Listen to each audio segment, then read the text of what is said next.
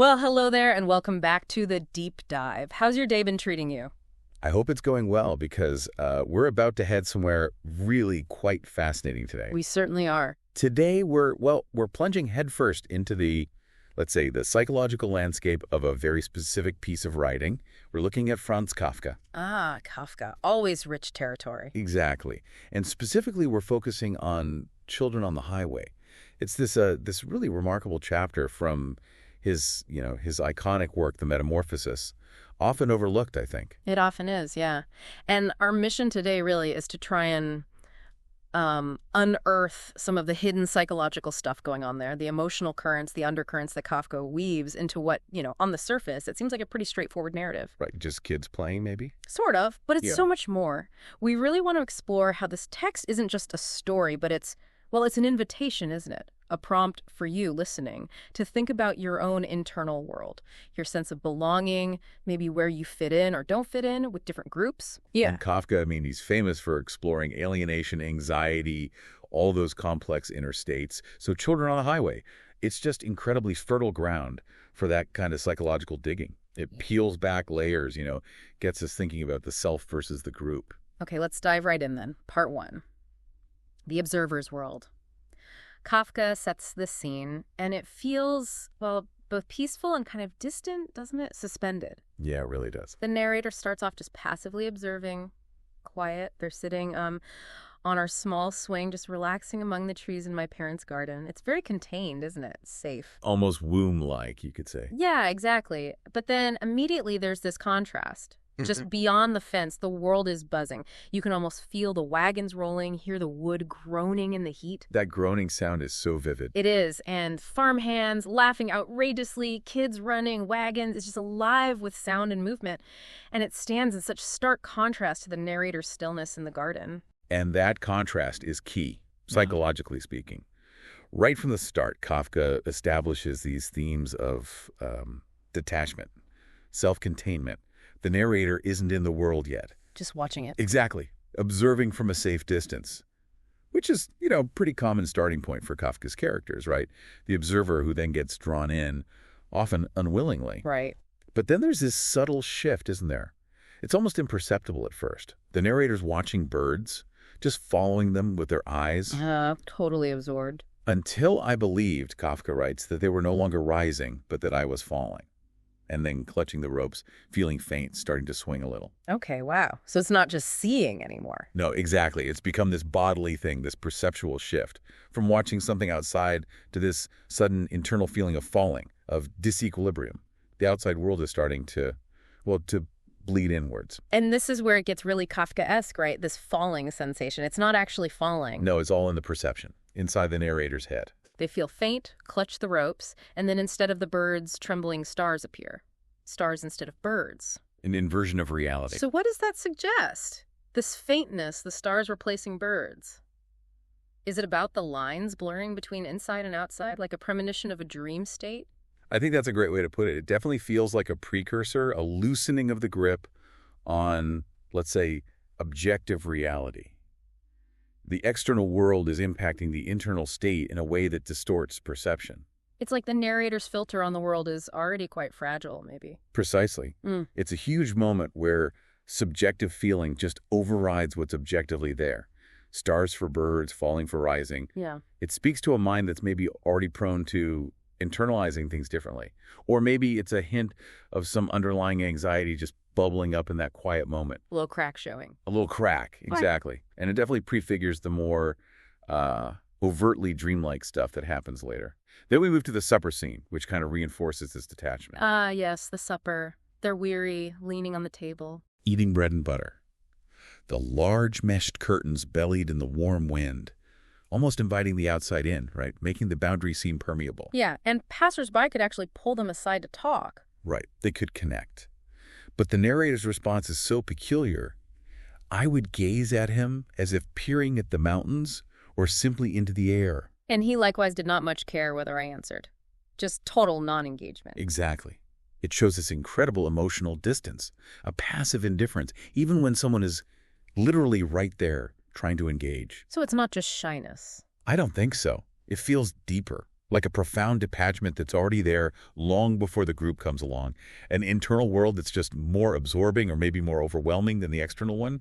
Isolation seems almost chosen, or at least deeply ingrained. Okay, so he's in this state of deep internal absorption, detachment, and then the outside world crashes in, quite literally. Bang! Someone vaults over the windowsill. Which is quite an entrance. A very abrupt breach of that quiet garden space. And the news is, the others were already in front of the house. The call has come. And the narrator's reaction, it's not excitement. No, it's immediate and it's visceral. Standing up, sighing, of course. That, of course, is telling. Yeah, like it was inevitable but unwanted, a reluctant surrender. It's the sound of being pulled out of your comfort zone, definitely. And then the group's reaction to that sigh is just over the top, isn't it? Completely. It's so dramatic, almost hyperbolic. Goodness, why are you sighing? What has happened? Is it some special misfortune? That can never be made good again. Will we never recover? Is everything truly lost? I mean, wow. Over a sigh. Yeah, it's fascinating, isn't it? Yeah. What does that tell us? Is it about the narrator's own hidden anxieties that the group somehow picks up on and amplifies? Or is the group being theatrical? That's the other possibility. Are they performing this drama to kind of pressure him, to emphasize how serious joining them is? Like his reluctance is some kind of existential threat to the group itself. Making it seem like joining is saving them from disaster. Right. It feels like this collective projection. They can't handle any hint of negativity, maybe. They demand total emotional buy-in. Any reluctance becomes this huge crisis. So whatever's behind that drama, the second he actually joins them, the mood just snaps, right? Instantly. Yeah. All that questioning vanishes. Nothing was lost. We ran to the front of the house. The welcome is immediate, but it's prickly. Very prickly. Thank goodness you're finally here. Yeah. Quickly followed by, well, you're always late. And then sharp, no mercy. It's this rapid-fire mix of acceptance and challenge. Welcome, but here are the rules, and don't mess up. You're in, but you're already on notice. Exactly. And that dynamic is so rich, psychologically. It's that constant push-pull, isn't it? Wanting to belong, but maybe losing yourself a bit. Yeah. The teasing about being late, the no mercy, and especially the challenge. Stay home if you don't want to join us. It's like a high-stakes game. Yeah. A test of commitment. So joining isn't just casual. Not at all. It's demanding. You have to surrender something. But it's also, well, it's exhilarating too, right? It signals that joining this group means accepting their intensity. You leave your individual hesitation at the door. It's a taste of the power of the collective they're about to dive into. A very potent taste. Okay, so now they're in. They're on the highway. And things get weird. Fast. Oh, yeah. Total transformation. They dive into this collective play, and the first thing that goes is time. There was no daytime and no nighttime. Yeah. Straight up. It's an immediate plunge into what you might call a liminal state, that in-between space where normal rules don't apply. Time just dissolves. How does that contribute to the feeling, that lack of day or night? It makes it feel like a dream, right? Or a trance. Absolutely. It signals they've left ordinary reality behind. They're not just in a different place, they're in a different state of consciousness, one that isn't governed by the clock. A waking dream, like you said. And the way they play, it's intense. Incredibly intense. And the descriptions are so physical, almost animalistic. At times, our vest buttons were grinding together like teeth. Yeah. At times, we kept a steady gap between us as we ran, with fire in our mouths, like beasts in the tropics. Right. This is not gentle play. Fire in their mouths, wow. It's raw energy. And then Kafka throws in that metaphor. Like cuirassiers in ancient wars, we drove one another into the highway. Soldiers, beasts. It's just something primal, doesn't it? Unrestrained. Exactly, a reversion to instinct. This powerful, almost violent collective force. And the regular world just gets out of their way. Yeah, the stray people ran into the ditch. Standing on the dirt road like outsiders and peering down. The kids become the dominant force, the spectacle. The adults are pushed to the edges, powerless. Their energy creates its own zone. Like a physical barrier, yeah. Yeah. Forcing everyone else out. And then that weird chat with the people in the ditch. Or rather, the people on the road looking at the ditch. Ah, yes, the back and forth. The kids yell, "Come on The down!" adults say, come on up first. And the kids shoot back. So you can throw us down. Not on your life. We're not that stupid. Huh. So it's not just play, it's loaded. Definitely loaded. It's a power play, a test of trust or lack thereof. The kids are luring them, challenging the boundary between their wild world and the cautious adult world. But they're also showing they're not easily tricked. They have this collective cleverness now. Exactly. It underscores their group identity, their sense of separation, maybe even superiority over the outsiders. Okay, so then they actually do end up in the ditch, and this feels like a really key moment. Hugely significant, psychologically profound. We mounted the attack, were sent sprawling, and collapsed on the grass in the road ditch, falling of our own free will. Falling of their own free will, so it wasn't an accident. No, it's presented as a choice, a desired surrender, a willing descent into, well, into something else, something less conscious. And the feeling that follows is weird too, numbness. Utter sensory numbness.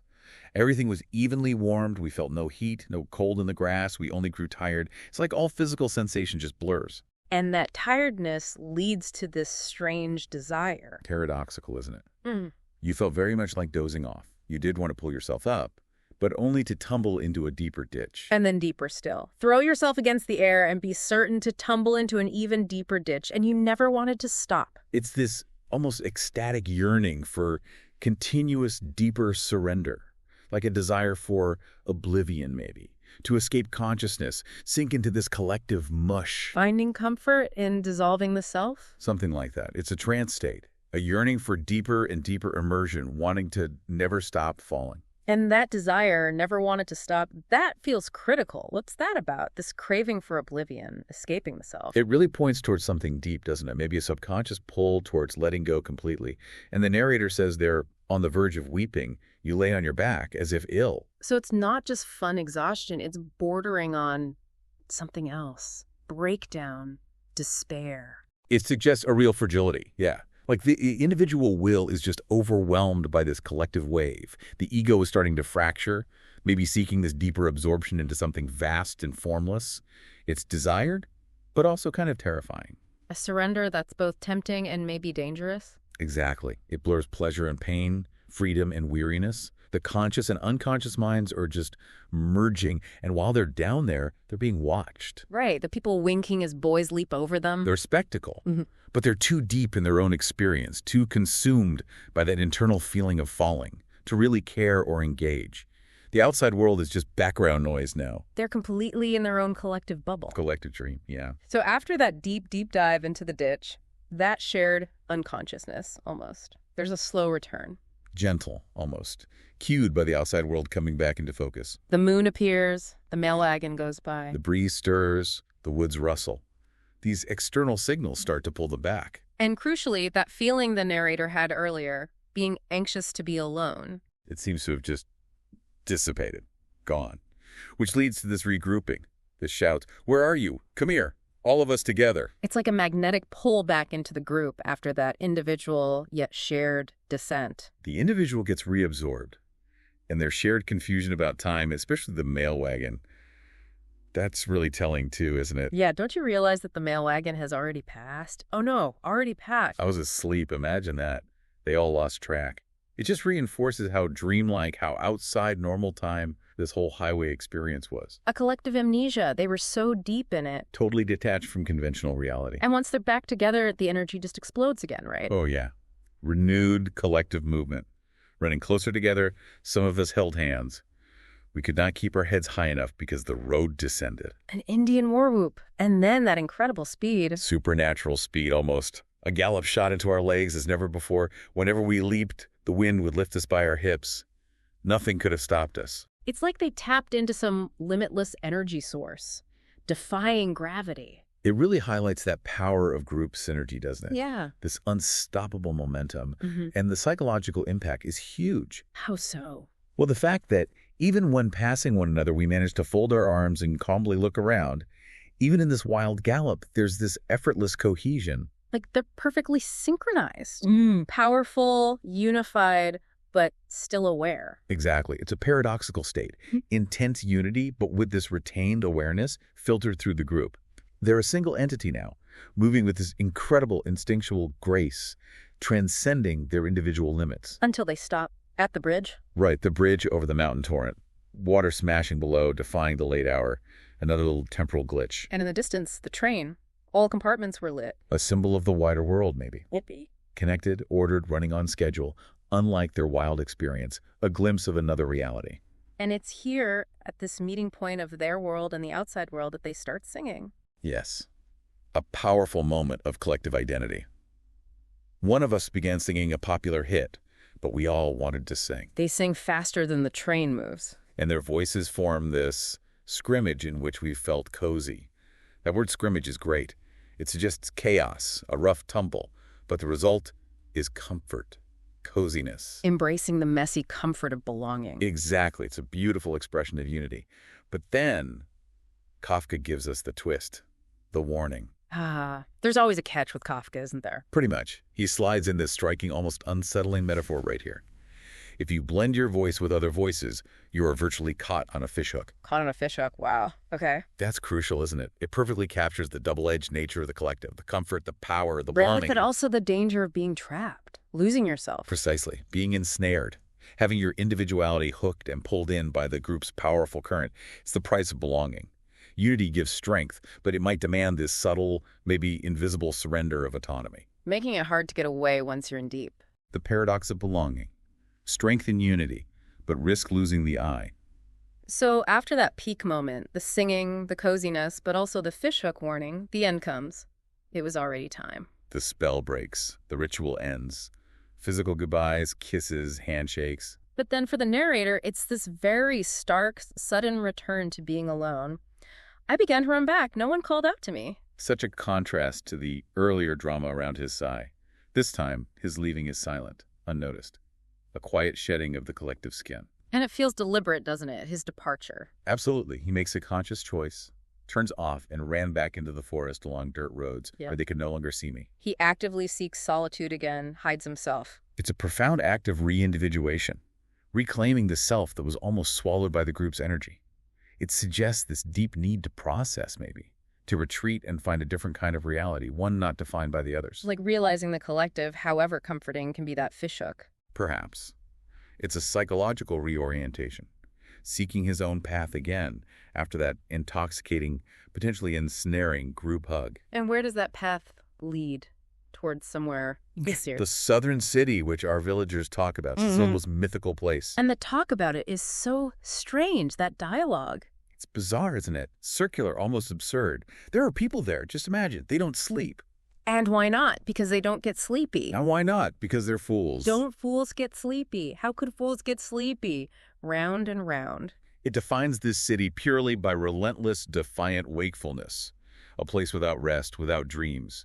Perpetual consciousness. So what does that represent, this southern city and its sleepless fools?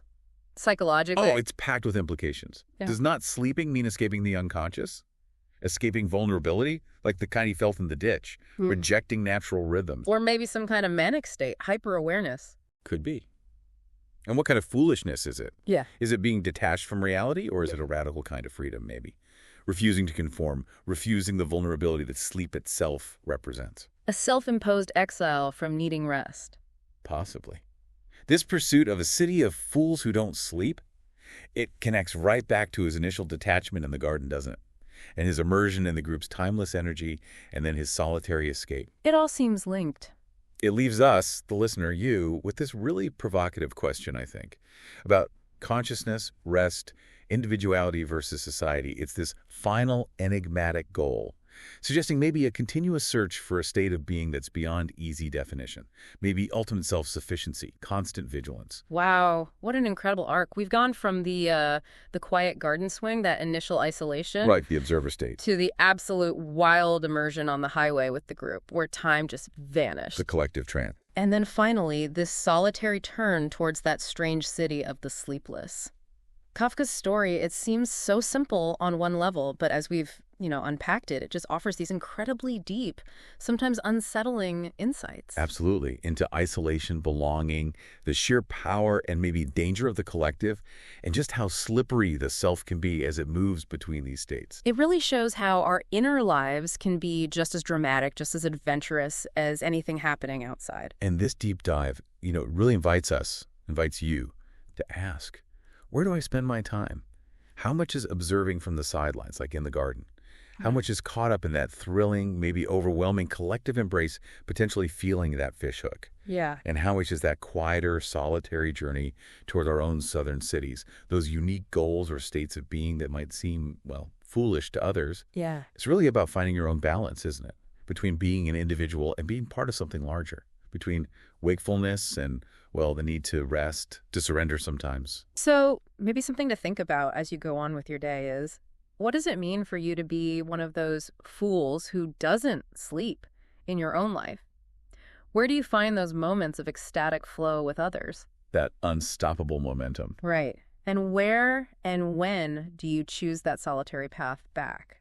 Back into your own metaphorical forest, seeking your own unique, maybe slightly strange destination. Certainly something to mull over. Definitely. Thank you so much for joining us on this deep dive. We really appreciate you tuning in. It's been great exploring this. We will be here soon again.